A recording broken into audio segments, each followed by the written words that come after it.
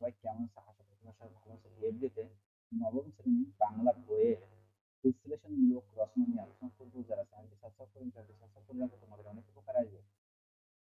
বিশ্লেষণমূলক রচনার উপকরণ।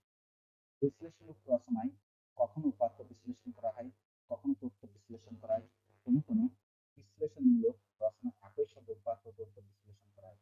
নিচে কিছু নমুনা দেওয়া হলো। এরই মধ্যে কোনটি উপাত্ত এবং কোনটি তথ্য তা ডান কর্ণের লেখক প্রথম দুটি করে দেখানো হলো। লেখার পরে সহপাঠীর সঙ্গে আলোচনা করা প্রয়োজনে সংশোধন করে। তারপর তোমরা এটা চেষ্টা করলে অবশ্যই এগুলো তোমরা দেখতে পারবে।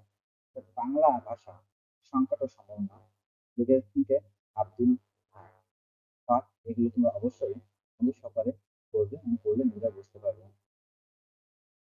দেখো এখানে অনেকগুলো শব্দের অর্থ আছে, শব্দের অর্থ তোমরা নিজেরা পড়বে। পড়ে কি বুঝলাম?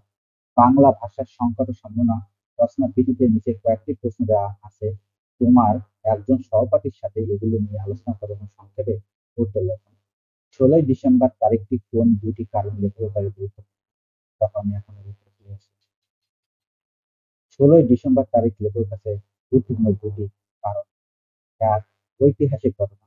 16ই ডিসেম্বর একাধিক ঐতিহাসিক ঘটনা ঘটছে এবং বিশ্ব ইতিহাসের বিভিন্ন ঘটনার মধ্যে অনেকগুলো সম্পর্ক তার মন্তব্য এবং মনোভাব প্রকাশ করেন, অথবা তার জীবনে কোনো গুরুত্বপূর্ণ ঘটনা এই তারিখ ঘটছে যা লেখার উপযোগী মনে হয়। 2 নম্বর, বর্তমানে ঘটনার সময় প্রভাব। এই তারিখে বর্তমানে ঘটনার সময় লেখক মনোভাব এবং মতামতের উপর প্রভাব ফেলতে পারে এবং সেই সম্পর্কে তার লেখা বা মন্তব্য করার ইচ্ছা করতে পারে। এই কারণে লেখকের জীবনে বা তার মতামতের সংঘটিত কোনো ঘটনার প্রভাবে এই তারিখ গুরুত্বপূর্ণ হতে পারে। তো তোমরা এটা বুঝতে পারবে। 4 নম্বর, বাংলা ভাষায় সংবিধান রচনার ব্যাপারটি লেখকের কাছে গুরুত্বপূর্ণ কেন? আমি এখন এর উত্তরটি আছে। বাংলা ভাষার সংবিধান রচনা লেখকের কাছে গুরুত্বপূর্ণ হতে পারে কারণ এটি একটি গুরুত্বপূর্ণ মানুষের জীবনের প্রভাবশালী বিষয়। কিছু কারণ। 1 নম্বর, মূলনীতি এবং মানবাধিকার। সংবিধান মানুষের মূলনীতি এবং মানবাধিকার নির্ধারণ করে। এটি দেশের সাংবিধানিক গঠন ও রাষ্ট্রের চলমান নীতিমালা নির্ধারণ করে। এর মাধ্যমে সমাজের বিভিন্ন শ্রেণীর মানুষের অধিকার এবং দায়িত্ব নির্ধারণ হয়। লেখক এ বিষয়ে তার মতামত এবং ভাবাত্মকতা প্রকাশ করেন, যা একটি রাষ্ট্রের সমৃদ্ধি এবং সামাজিক সমন্বয়ের দিকে তার দৃষ্টিভঙ্গি নির্ধারণ করে। 2, সাংবিধানিক সুরক্ষা স্থায়িত্ব। সংবিধান একটি রাষ্ট্রের সাংবিধানিক সুরক্ষা এবং স্থায়িত্বের জন্য গুরুত্বপূর্ণ। এটি সরকারি ও সরকারি প্রতিষ্ঠানের কাজের নির্দেশিকা হিসেবে কাজ করে। লেখক এই বিষয়ে তার মতামত ও ভাবাধীনতা প্রকাশ করেন, যা একটি নির্দিষ্ট রাষ্ট্রের সাংবিধানিক সংরক্ষণের পরিবর্তনের উপর প্রভাব ফেলে। 3, সমাজের মূল্যবোধ। সংবিধান সমাজের মূল্যবোধ ও আদর্শে উন্নতি করে। এটি সামাজিক ও রাজনৈতিক বিশ্লেষণ করে এবং মানুষের অধিকার ও দায়িত্বের প্রতি উন্নতি ও অবলম্বন উত্তোলন করে। এই কারণে সংবিধান রচনা লেখকের কাছে একটি গুরুত্বপূর্ণ বিষয় হতে পারে। লেখক এই বিষয়ে তার মতামত এবং ভাবাধীনতা প্রকাশ করেন, যা রাষ্ট্রের সাংবিধানিক গঠন এবং সামাজিক উন্নতির উপর প্রভাব ফেলে। আশা করি তোমরা এটি বুঝতে পেরেছ। বাংলাদেশে বাংলা ভাষার প্রসার ও সমৃদ্ধির সম্ভাবনা বেশি কেন? তোমার মতামত দাও। আমি এখন এর উত্তরে চলে যাচ্ছি। বাংলাদেশে বাংলা ভাষার প্রসার ও সমৃদ্ধির সম্ভাবনা বেশি কারণ এই ভাষা এ দেশের রাষ্ট্রীয় ভাষা হিসেবে গণ্য এবং মানুষের ব্যক্তিগত সামাজিক জীবনে গুরুত্বপূর্ণ ভূমিকা পালন করে।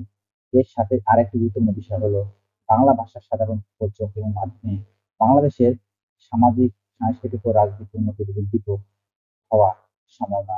1 নম্বর, ভাষার স্বাধীনতা ও সাংবিধানিক অধিকার। বাংলা ভাষার স্বাধীনতা ও সাংবিধানিক অধিকার বাংলাদেশে সংরক্ষিত এবং প্রচলিত রয়েছে, যা ভাষার প্রসার ও বিকাশের পথে একটি শক্তিশালী বিষয় হিসেবে প্রভাব ফেলে। 2, শিক্ষা সাহিত্য। বাংলা ভাষার প্রচার সমৃদ্ধির জন্য শিক্ষার ক্ষেত্রে এবং সাহিত্যের ভূমিকা অত্যন্ত গুরুত্বপূর্ণ। প্রাথমিক থেকে উচ্চ শিক্ষা পর্যায়ে বাংলা ভাষার প্রচার ও পরিচালনা বহুদা প্রয়োজন। এছাড়া সাহিত্যের মাধ্যমে বাংলা ভাষা এবং সাংস্কৃতিক উন্নতি হয় এবং জাতীয় অভিধান, প্রবন্ধ এবং অন্যান্য ভাষার উন্নতিতে অবদান রয়েছে। 3, সামাজিক সাংস্কৃতিক মাধ্যম। বাংলা ভাষা বাংলাদেশের সামাজিক সাংস্কৃতিক মূল ও মূল আধার।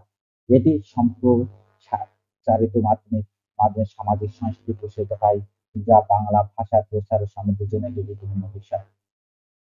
সংস্কৃতির মধ্যে বাংলা ভাষার প্রচার ও সমৃদ্ধির সম্ভাবনা বেশি, কারণ এটি একটি গুরুত্বপূর্ণ বাংলা ভাষা যা বাংলাদেশের সামাজিক, সাংস্কৃতিক এবং রাজনৈতিক উন্নতি ও সম্ভাবনার অংশ হিসেবে প্রমাণিত হয়।